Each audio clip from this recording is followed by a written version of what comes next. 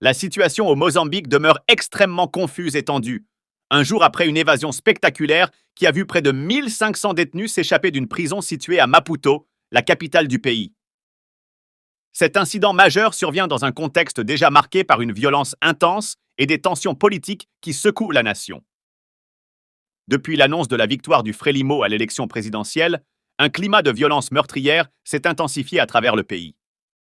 En effet, au moins 125 personnes ont perdu la vie dans divers affrontements qui ont éclaté à la suite de l'annonce des résultats électoraux.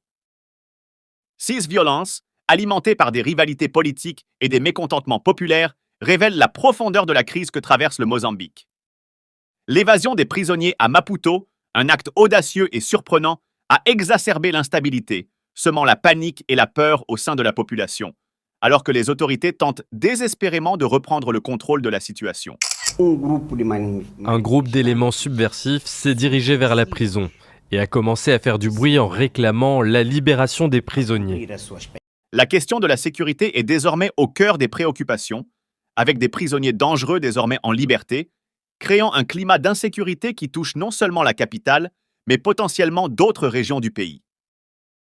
Les forces de l'ordre et les autorités pénitentiaires sont sous pression, et l'impact de cet événement sur le système carcéral mozambicain soulève des inquiétudes sur l'efficacité des mesures de sécurité et de gestion des détenus.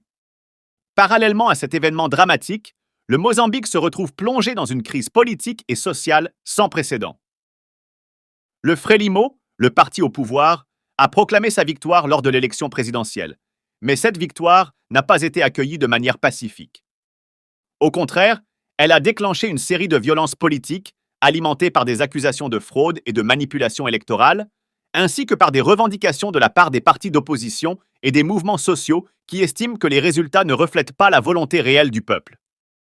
Ces affrontements ont fait au moins 125 morts, exacerbant le climat de méfiance et de division qui règne dans le pays. Cette violence, d'une ampleur croissante, n'est pas seulement un défi pour le Mozambique, mais aussi pour la communauté internationale qui suit de près l'évolution de la situation. Auparavant, on mettait maximum 2 heures pour acheminer le poisson depuis le lac Tchad, mais la route s'est dégradée. L'augmentation du coût du carburant joue un rôle et les commerçants en subissent les conséquences. Le gouvernement du Mozambique se retrouve dans une position difficile, devant à la fois gérer une crise sécuritaire avec l'évasion de milliers de détenus et tenter de restaurer l'ordre social et politique après une série de violences dévastatrices.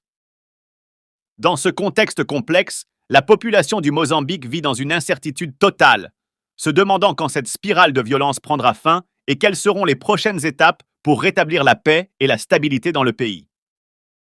Alors que les autorités tentent de contenir cette situation chaotique, l'avenir du Mozambique semble incertain.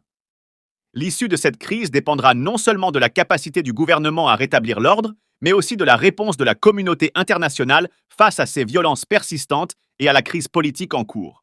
Abonnez-vous pour suivre l'évolution de cette situation dramatique et comprendre les enjeux complexes qui se jouent au Mozambique, une nation en proie à la violence, à l'instabilité politique et à la souffrance humaine. C'est un droit absolument pour tout peuple chrétien. Nous allons voter. Nous avons même sensibilisé nos bases à aller s'acquitter de ces droits-là. Ce qu'on est en train de faire là même, c'est grâce à la paix. C'est que beaucoup de nos frères ne comprennent pas. Sans la paix, on ne peut pas. Malgré notre difficulté là, malgré avec le peu qu'on est en train de manger là, c'est parce qu'on est en paix.